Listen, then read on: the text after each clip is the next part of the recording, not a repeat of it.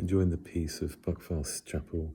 Visitors are coming in and out, and it's lovely just to see them wandering around and looking at the chapel and being blessed by the whole place. So this is a reflection for Maundy Thursday, the 17th of April. For breaking and sharing, particularly suitable on Maundy Thursday when we recall the institution of the Lord's Supper. For the Eucharist to be fulfilled, the consecrated elements must be broken and shared in communion. Our consecration means nothing if it's kept to ourselves. Consecration is always for some purpose. It's not an end in itself. A church is consecrated for worship. A pilgrim is consecrated for his journey towards God. We are consecrated for God and for each other, not for ourselves alone. Let's just think for a moment about what happens when, for example, we consecrate a church. It seems to me we do two things, says the author.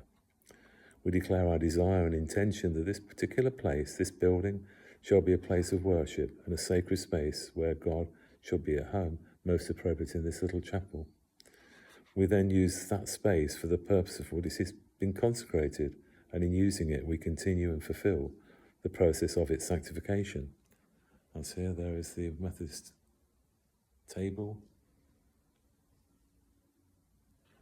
And the author says, it seems to me that God does the same thing for us when he consecrates us. He declares his desire and intention that we shall be consecrated to his truth, and that our lives shall become a space where he can be at home. He then lives in our lives, fulfilling in them the purpose for which he has consecrated them.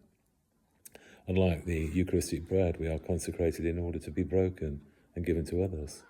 Like the Eucharistic wine, we are consecrated in order to be poured out for others. Consecration is always a community matter.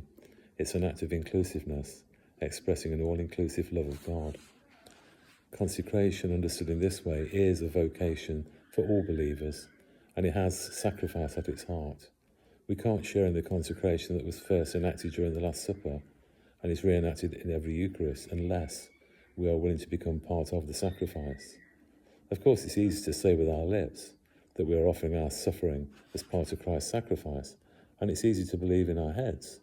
It becomes a problem when we try to take hold of it in our hearts, because when it reaches our hearts, it takes on a life of its own that rapidly passes beyond our conscious control.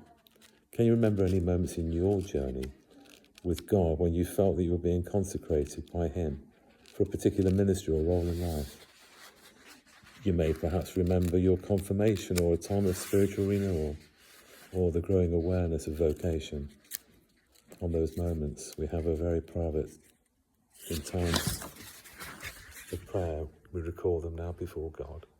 If you feel drawn to do so, perhaps renew your promises you made to God at those times and ask him to bless your continuing intention to follow him in special ways. I have eagerly desired to eat this Passover with you, says St. Luke's Gospel.